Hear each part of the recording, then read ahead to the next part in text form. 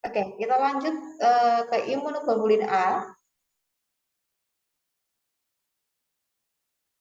Nah, imunoglobulin A ini adalah imunoglobulin kedua terbanyak dalam serum setelah IgG tadi. Jadi paling enggak 10-15% dari imunoglobulin serum. Nah, punya waktu paruh sekitar 6-8 jam. Kemudian ada dua bentuk IgA itu. Ada serum IgA dan sekretori IgA. Nah, IgA ini dapat mengaktifasi komplement. Jadi IgG tadi dapat mengaktifasi, IgA juga dapat mengaktifasi komplement, tapi dengan jalur alternatif. Jadi aktivasi komplement, ya, kita akan bahas di pertemuan berikutnya ya komplement ya. Tapi kita tahu sekilas, komplement itu ada 3 jalur. Jalur klasik, alternatif, dan leptin. Nah, IgA ini pakai jalur yang alternatif. Kalau IgG tadi pakai jalur yang klasik. Ya, klasik atau alternatif itu komplement apa? Kita pelajari pertemuan berikutnya. Satu-satu dulu. Oke, ini IgA. Oke, IgA ini susunannya dia punya terdiri dari dua imunoglobulin ya. Imunoglobulin, jadi heavy chain-nya di alpha, makanya disebut dengan IgA. Kemudian beratnya 58.000 kilodalton, kemudian residu asam aminonya 470. Nah, di sini ada dua antibodi ya yang diikat oleh joining chain. Di sini ada rantai pengikatnya. Nah, di sini ada region konstan, di sini ada region variabel atau FAB-nya. Nah, ada di serum dengan berat molekul 60.000 dalton. Ini setengahnya 6-8 hari. Nah, serum IgA ini punya isotype 2 ya. Jadi yang punya subkelasnya adalah IgA, ya subkelas alpha 1, alpha 2. Punya allotype lagi dia. Allotype alpha 2M1, allotype alpha 2M2. Jadi selain punya subkelas, nah kalau subkelas kan disebut dengan isotype. Kalau kemudian punya sub lagi namanya allotype. Ya, udah dibagi jadi alfa 1, alfa 2, dibagi lagi A2M1 dan A2M2. Nah, jika kadar imunoglobulin A tinggi dalam serum, nah ini menandakan adanya infeksi kronis saluran nafas dan saluran cerna seperti TBC, sirosis, dan alkohol. Nah, ini yang disebut dengan secretory immunoglobulin A atau SIGA. Ini dihubungkan oleh rantai penghubung atau G-chain. Oke, setelah ya, kalau yang tadi kan serum ya, kalau ini sekretori IgA. Jadi kan IgA ada dua, sekretori IgA dan serum IgA. Ini yang disebut dengan serum IgA, ini yang disebut dengan sekretari IgA. Nah, ini berat molekulnya 70.000 dalton dan diproduksi oleh sel epitel pada membran mukus.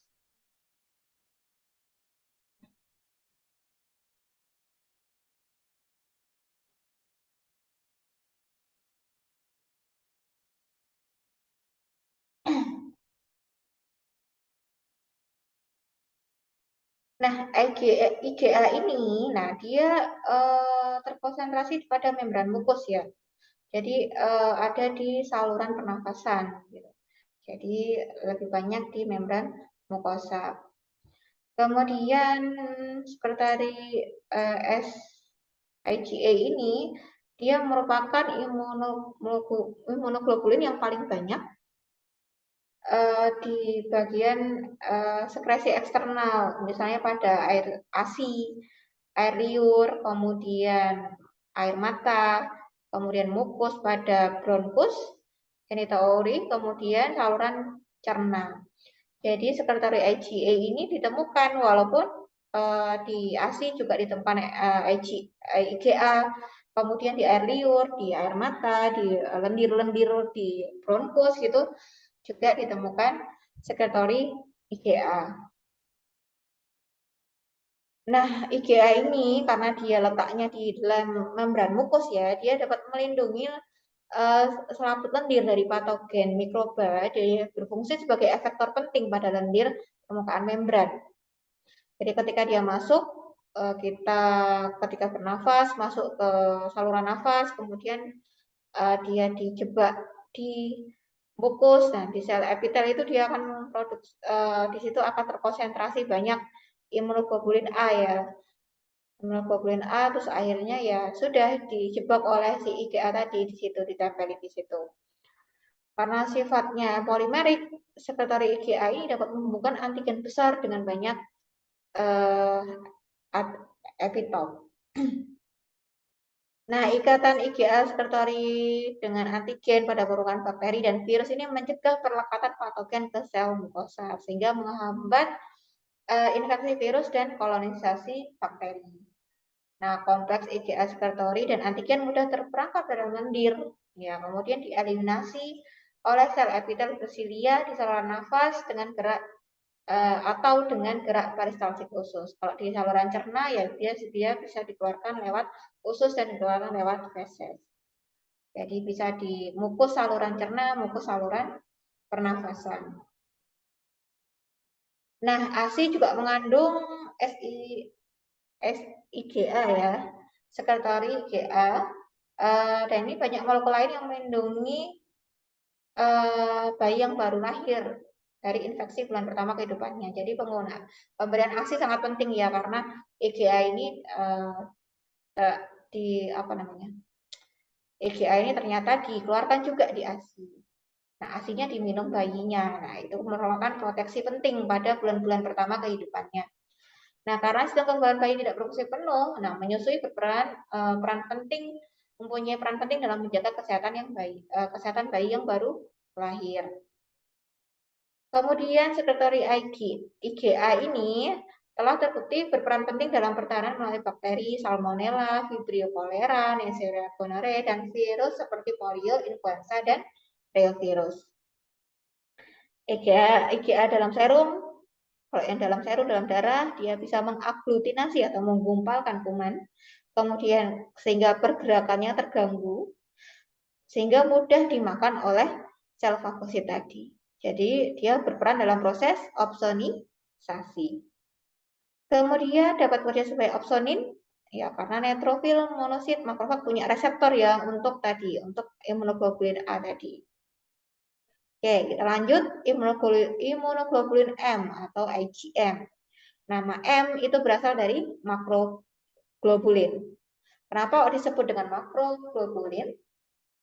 Ya, karena besar ya, punya berat molekulnya sekitar 900 sampai 1 juta Dalton. Atau yang sering disebut dengan miliner molekul karena saking besarnya. Dan merupakan imunoglobulin yang terbesar di antara 5 imunoglobulin tadi. Waktu paruhnya 5 hari, nggak sepanjang IgG tadi. Kemudian struktur IgM karena dia besar terdiri dari 5 imunoglobulin yang membentuk kayak bentuk bintang di sini ya, bentuk bintang. Ya beratnya 72 kilodalton, kemudian terdiri dari 570 asam amino, punya subkelas dia ya, IgM1 dan IgM2. Nah, punya kelas lagi mu1 IgM mu1 IgM1 itu terdiri dari rantainya mu1, kalau IgM2 rantainya mu2. Nah, IgM ini punya rumus bangun pentamer. Nah, punya 5 tangan. Jadi punya 5 subunit imunoglobulin. Ya. Kemudian diikat dihubungkan oleh rantai chain. Nah, karena struktur pentameriknya dengan 10 situs pengikatan ya, coba bayangkan di sini kalau ada bakteri ya, dia bisa nangkap berapa di sini? 1, 2, 3, 4, 5, 6, 7, 8, 9, 10. Dengan satu struktur satu IgM saja, dia dapat mengikat 10 gitu ya, mengikat 10 bakteri. Jadi IgM ini punya valensi yang lebih tinggi. Jadi lebih efektif ya. Jadi molekul IgM dapat mengikat 10 molekul hapten kecil. Namun karena halangan sterik hanya 5 atau lebih sedikit molekul antigen yang lebih besar yang dapat diikat secara bersamaan. Kalau musuhnya kecil-kecil berupa hapten gitu ya bisa mengikat 10. Tapi kalau musuhnya molekul yang gede-gede ya paling cuma 5 yang bisa diikat karena kan halangannya kan banyak kan. Semakin rekat-rekat ini kan halangan steriknya lebih besar. Punya aktivitas biologi apa saja sih? Nah, pentamerik IgM karena valensinya tinggi, maka dia lebih efisien dalam mengikat antigen dengan banyak epitop yang berulang, seperti partikel virus dan sel darah merah. Kemudian IgM lebih efisien daripada IgG dalam mengaktifkan komplement jalur klasik ya. Jadi IgM dan IgG ini mengaktifkan komplement jalur klasik karena IgM punya 5 imunoglobulin, maka dia lebih efektif. Kemudian IgM. Nah, IgM ini adalah imunoglobulin pertama yang diproduksi sebagai respon primer terhadap antigen. Jadi ketika diserang oleh musuh, maka tentara antibodi yang pertama muncul di sini adalah imunoglobulin M di antara kelima imunoglobulin tadi. Kemudian imunoglobulin memberikan perlindungan terhadap invasi darah oleh patogen mikroba. Kemudian kekurangan antibodi IgM ini bisa dikaitkan dengan kejadian sepsis atau septikemia. Oke, karena IgM-nya berumur pendek ya, jadi karena half life-nya pendek, IgM-nya pendek, maka dia menghilang lebih awal dibandingkan dengan IgG. Benar sih dia munculnya pertama kali, tapi dia hilangnya lebih awal. Kalau IgG dia datangnya nomor 2 setelah IgM, namun dia bisa bertahan lebih lama. Nah, kalau misalnya pada pasien tersebut ketika darahnya dicek ada antibodi IgM dalam serum. Nah, itu pasti baru-baru ini dia sedang mengalami infeksi ya. Jadi menunjukkan adanya infeksi yang baru saja terjadi pada pasien tersebut. Nah, IgA ini merupakan imunoglobulin IgM di sini ya. IgM ini adalah imunoglobulin pertama yang disintesis oleh janin dalam usia sekitar 20 minggu. Jadi, IgM apa yang diproduksi pertama kali oleh janin? Itu adalah IgM. Kemudian imunoglobulin apa yang didapatkan oleh fetus dari ibunya? Itu namanya IgG. Ya. Jadi kalau ada pertanyaan, kita membentuk imunoglobulin pertama kali apa sewaktu dalam kandungan? Ya jawabannya adalah IgM. Ya. Nah, bayi yang baru dilahirkan, dia punya IgM sekitar 10% dari kadar IgM dewasa. Karena memang IgM nggak bisa nembus plasenta ya. Satu-satunya imunoglobulin yang dapat menembus plasenta di situ adalah IgG. IgM nggak bisa. Jadi mau nggak mau si bayi, si fetus ini memproduksi sendiri gitu ya. Dia memproduksi sendiri IgM-nya sejak jadi janin di dalam perut. Kemudian kadar IgM anak akan mencapai kadar IgM dewasa pada saat umur 1 tahun. Nah, IgM tidak diangkut atau ditransportasi melalui plasenta ya. Oleh karena itu, karena adanya IgM pada janin yang baru lahir, nah pasti nih ada infeksi intrauterin. Jadi kalau ada yang bayi baru lahir terus kemudian IgM-nya banyak, positif pula IgM-nya dalam jumlah yang banyak, oh berarti dia baru saja mengalami infeksi dalam rahim. Kemudian dalam fetus usia 12 minggu, dia sudah membentuk IgM bila sel B-nya dirangsang oleh infeksi dalam rahim. Misalnya pada infeksi infeksi sitomegalo, rubella, kemudian sifilis kongenital.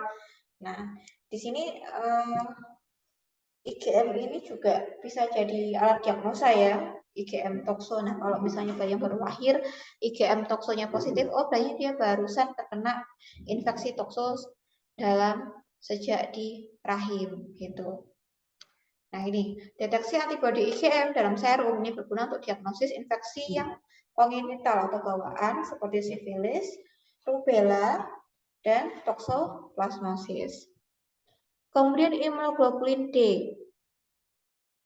Nah, imunoglobulin D atau IgD ini ditemukan dalam darah yang sangat rendah ya, dengan kadar yang sangat rendah karena tidak dilepas oleh sel plasma dan rentan didegradasi oleh proses proteolitik. Jadi cuma 1% dari total imunoglobulin.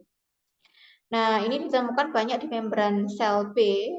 Nah, imunoglobulin D ini bisa jadi reseptor untuk aktivasi sel B, juga sebagai petanda dari diferensiasi sel B yang telah matang.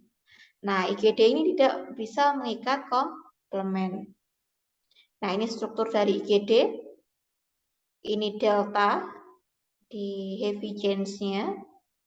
Jadi punya rantai delta 500 residu asam amino.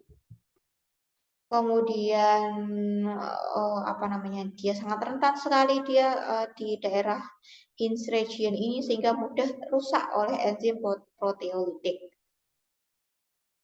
Nah, IgD ini hadir di permukaan limfosit B atau di sel B ya sebagai reseptor untuk pengenalan antigen. Nah, peran IgD tadi dalam kekebalan ini masih sulit dipahami ya, tapi IgD ini penting untuk reseptor dari sel B. Coba dilihat di proses tadi ya. Kita lihat tadi, kita kembali sangat jauh. Nah, ini ya. Di sel B ini kan ada yang imunoglobulin yang nancep ini nih. Ya, untuk nempelin di sini, nempel si bakterinya. Nah, yang nancep ini imunoglobulin adalah IgD. Nah, ini fungsinya untuk mengenal, oh itu kita diserang oleh si bakteri, maka sel B ini teraktivasi jadi oleh sel T helper dan akan menjadi sel plasma dan sel memori. Walaupun fungsinya belum pasti ya si IgD tadi, ini IgD itu penting dalam pengenalan atau reseptor dari sel B. Oke, kita kembali ke imunoglobulin D, IgD. Oke. Oke, yang terakhir imunoglobulin E atau IgE atau IgE. Nah, IgE ini lebih sedikit lagi ya, kurang dari 1% dari total imunoglobulin. Ini ada dalam serum dalam keadaan sangat rendah ya konsentrasinya, sekitar 0,3 gram per mili. Nah, IgE ini paling sedikit di serum. IgD tadi masih sedikit, nah IgE ini sedikit sekali. Nah, ini paling banyak ditemukan di luar pembuluh darah, yaitu di jalur respiratori atau pernafasan dan jalur pencernaan. Half-life-nya pendek ya, 2-3 hari. Jadi tes tengahnya 2-3 hari. Kemudian tidak seperti imunoglobulin lain yang dia stabil sama panas. IgE ini atau IgE ini dia tidak stabil terhadap panas ya. Dia mudah banget teraktivasi oleh panas 56 derajat Celcius dalam 1 jam. Ya, dalam 1 jam dipanasin 56 derajat Celcius, IgE ini mudah sekali rusak. Ini struktur dari IgE di mana rantai beratnya adalah rantai epsilon. Makanya dia disebut dengan IgE. 550 residu asam amino, 72.000 kilodalton. Kemudian, nah ini yang paling khas. Kalau yang lainnya punya Hinge region, nah di sini dia tidak punya jembatan Hinge region. Ya, tidak punya ikatan Hinge region. Kemudian IgE ini tidak bisa menembus plasenta atau tidak bisa mengaktifasi suplemen. Nah, nanti ada pertanyaan nih, imunoglobulin apa yang tidak bisa mengaktifasi komplement IgE, IgD ya. Kemudian IgE ini dikenal sebagai antibodi reagenik yang memediasi tipe 1 reaksi hipersensitivitas langsung atau atopi. Nah, teman-teman yang biasanya ada alergi, kena debu alergi, kena bulu kucing alergi, kena susu alergi, atau kena micin alergi. Nah, ini diperantarai oleh imunoglobulin E. Nah, IgE inilah yang bertanggung jawab atas reaksi demam, asma, jadi mengi, sesak nafas karena alergi. Nah, ini juga yang bertanggung jawab adalah imunoglobulin E. Shock anafilaksis. Kok bisa sih dia menghasilkan respon alergi? Nah, karena IgE ini bereaksi berikatan pada reseptor sel basofil. Nah, sel basofil dan sel emas ini yang berperan penting dalam reaksi alergi. Nah, ketika basofil dan sama sel emas ini ditempelin oleh IgE, maka basofil dan sel emas ini dia akan mengeluarkan granul-granul. Nah, granul-granul itulah yang akan memicu terjadinya demam, bersin-bersin, nah, kemudian shock, anafilaksis, kemudian ruam-ruam, yang dimana respon tersebut disebut dengan respon alergi. Oke, nah, ini jadi IgE ini berperan dalam ini manifestasi alergi. Kemudian degranulasi sel emas tadi yang karena ditempelin IgE tadi juga memfasilitasi pertahanan parasit ya. Jadi selain pada alergi, IgE juga ini meningkat pada infeksi cacing, skitomiasis, hidatid, trichinosis, dan infeksi parasit. Nah, ini juga berperan dalam pertahanan terhadap parasit. Nah, ini tadi, mana tadi? Nah, ini misalnya IgE nih. Dia ketempelan alergen. Ya, antigen sih sebenarnya, antigen dalam bentuk alergen, misalnya debu, misalnya protein susu, misalnya kitinnya udang gitu ya. Ketika ditangkap oleh IgE, kemudian nancep ke sel emas. Nah, sel emas ini akan mengeluarkan prostaglandin, mengeluarkan leukotriens, kemudian mengeluarkan histamin, mengeluarkan sitokin, dan ini senyawa-senyawa ini, prostaglandin dan lain-lain ini yang akan memicu reaksi alergi seperti bersin-bersin, demam, ruam, shock anafilaksis. Dan teman-teman yang pasti yang punya apa namanya? Punya pengalaman alergi pasti paham kayak gini. Ketika dia alergi kena debu saja, berarti ini IgE saya lagi kerja nih. Nancep ke sel emasnya ngeluarin prostaglandin, leukotriene, histamin, dan sitokin. Nah, alergen ini diikat oleh dua molekul IgE pada permukaan sel emas. Terjadi influx ion kalsium ke dalam sel sehingga menurunkan kadar CAMP intraseluler. Sehingga sel emas bisa mengeluarkan granul-granul tadi penyebab respon alergi. Nah, ini comparisonnya, perbedaan antara IgG, IgA, IgM, IgD, dan IgE. Jadi dari strukturnya ada, kalau monomer ada 3 ya, IgG, IgD, dan IgE. Yang bentuknya dimer, jadi terdiri dari 2 itu adalah IgA. Sedangkan pentamer terdiri dari 5 imunoglobulin, di sini adalah IgM. Nah, di sini prosentasenya yang paling sedikit di sini adalah IgE, yang paling banyak adalah IgG. Lokasinya, IgE ada di sel emas dan sel basofil. Kemudian IgG, IgA ini ada di darah, IgD ada di darah, IgM ada di sekresi. Kemudian kita lihat beratnya, yang paling berat di sini 900 kilodalton, yaitu punyanya IgM. Ya. Kemudian yang paling banyak di serum atau di plasma darah itu adalah IgG. Kemudian T setengahnya yang paling panjang di sini adalah imunoglobulin G. Yang paling pendek di sini adalah IgE. Kemudian bisa dilihat dari rantai beratnya. Rantai beratnya di sini gamma, alfa, mu, delta, epsilon. Kemudian rantai ringannya sama ya, kalau enggak kappa, lambda, ada yang theta. Kemudian bisa mengaktifasi jalur apa waktu komplement. Kalau IgG dia jalur klasik, kalau IgA dia jalur alternatif, kalau IgM ini jalur klasik. Sedangkan IgD dan IgE tidak bisa mengaktifasi komplement. Kemudian dari kelima Ig imunoglobulin ini mana yang ada di ASI?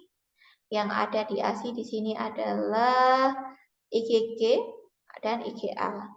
Kemudian dari kelima imunoglobulin ini mana yang bisa nembus plasenta? Yang bisa nembus plasenta adalah IgG. Kemudian yang ada di mukus, di lendir, sekresi yaitu IgA. Stabil semua di panas kecuali IgE. IgE ini nggak stabil di panas. Oke. Fungsinya, fungsinya IgG ini fagositosis ya, fagositosis, netralisasi toksin dan virus, memproteksi janin dan bayi yang baru lahir. Kemudian IgM ini mengaglutinasi atau menggumpalkan antigen. Kemudian IgM ini adalah antibodi pertama yang diproduksi ketika terjadi serangan antigen. Kemudian kalau IgA ini proteksi lokal ya yang ada di lendir. Nah, ketika kalian batuk-batuk ada lendirnya gitu, berarti ada serangan di mana ada imunoglobulin A yang membentengi di situ. Kemudian IgD walaupun nggak jelas ya, dia fungsinya apa tapi dia ada di sel B. Nancep di sel B sebagai reseptor, ketika dia ditempelin oleh antigen, maka sel B itu akan memproduksi antibodi dalam jumlah yang banyak. Kemudian IgE atau IgE, dia heavy chains-nya epsilon, dia fungsinya adalah sebagai reaksi alergi. Selain reaksi alergi, dia juga untuk pertahanan parasit dan cacing. Oke, kita kenalan dengan dulu antibodi monoklonal ya. Antibodi monoklonal, apa sih antibodi monoklonal? Nah, banyak obat-obat yang dikenal sebagai antibodi monoklonal. Jadi antibodi monoklonal ini adalah suatu rekayasa genetika yang digunakan untuk terapi berbagai penyakit. Ini sebagai obat ya. Jadi antigen tertentu dimasukkan dengan sistem hewan coba. Nah, hewan coba tadi kan sel B-nya akan mengenal banyak epitop kan, kemudian akan memproduksi antibodi. Kemudian darahnya diambil dari hewan itu kan, kemudian darahnya tadi mengandung antibodi yang multiple, darahnya tadi disebut dengan poliklonal, punya banyak klon sel B dimurnikan, kemudian jadi antibodi monoklonal. Nah, antibodi monoklonal ini antibodi yang diproduksi dari sel-sel dari satu klon sel tersebut. Nah, misalnya di sini nih, tikus diinjeksi dengan antigen, misalnya bakteri apa gitu ya. Kemudian limfanya diambil, kemudian dikultur, kemudian fusi sel akan menghasilkan hibridoma. Hibridoma nanti dibiarkan dalam suatu kultur, kemudian diseleksi sel hibridoma yang menghasilkan antibodi. Nah, nanti disinilah akan memproduksi sel-sel antibodi monoklonal yang akan menjadi pengobatan suatu penyakit di manusia. Jadi antibodi monoklonal ini akan digunakan terapi untuk pengobatan seperti kanker, penyakit autoimun, dan lain-lain. Jadi selain antibodi itu diproduksi oleh tubuh kita sendiri, antibodi juga bisa dengan rekayasa genetik juga diproduksi di luar tubuh kita yang gunanya untuk pengobatan atau terapi yang terkini gitu ya. Oke, sudah itu saja kuliah mengenai antibodi.